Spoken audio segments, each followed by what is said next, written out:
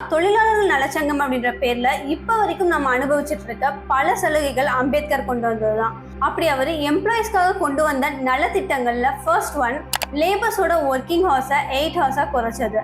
Second one குறைந்தபட்ச ஊதிய திட்டம், அதாவது செய்யற வேலைக்கு மேக்சிமம் சேலரி வேணாம், பேசிக் சேலரி கூட வேணாம், அட்லீஸ்ட் மினிமம் சேலரியாவது கொடுக்கணும் அப்படின்றதுக்கான சட்டம் தான் இது.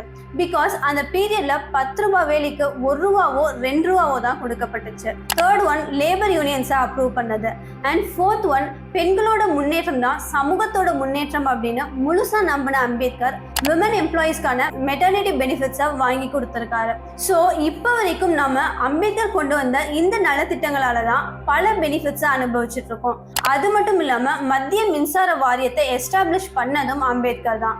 இதுக்கு இடைப்பட்ட நாட்கள்ல 1936 நடந்த யாழா மதசார்பற்ற மாநாட்டுல உணர்ச்சி பூங்க பேசின அம்பேத்கர் தன்னை கஷ்டப்படுத்தின ஹிந்து மதத்துல இருந்து புத்த மதத்துக்கு மாற போறதா டிக்ளேர் பண்றாரு.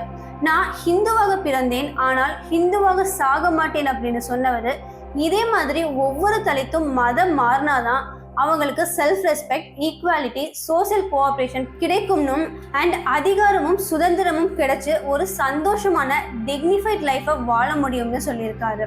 அம்பேத்கரோட இந்த மதமாற்ற முடிவு அப்படின்றது திடீர்னு எடுத்தது கிடையாது.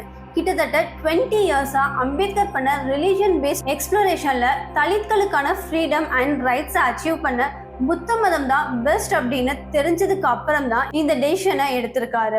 அண்ட் 1936 அப்புறம் தனக்கு கிடைச்ச ஒவ்வொரு ஸ்டேஜ்லையும் தன்னோட மத மாற்றத்தை பத்தி பேசினவர் அதுக்கான காரணத்தையும் சொல்லி மற்ற தலித்ஸ்க்கும் அவேர்னஸை கிரியேட் பண்றாரு. இந்த விஷயத்தை கேட்குறப்ப அம்பேத்கர் ஹிந்து மதத்துக்கு எதிரானவரா அப்படின்ற கேள்வி உங்க மனசுல வந்திருக்கும். இதே கேள்வியை அந்த பீரியட்லையும் அம்பேத்கரை பார்த்து கேட்டிருக்காங்க. அதுக்கு பதில் சொல்ற விதமா நவம்பர் 1939 ஆல் இண்டியன் முஸ்லீம் லீக் பார்ட்டியோட பிரசிடென்டான முகமது அலி ஜின்ஹாவோட இன்விடேஷனை அக்செப்ட் பண்ணிக்கிட்ட அம்பேத்கர் அவர் கண்டக்ட் பண்ண மீட்டிங்ல ஒரு ஸ்டேட்மெண்ட்டை டெலிவர் பண்றாரு. அதாவது ஒட்டுமொத்த ஹிந்து ரிலீஜியனை நான் ஒரு நாளும் அப்போஸ் பண்ணது கிடையாது.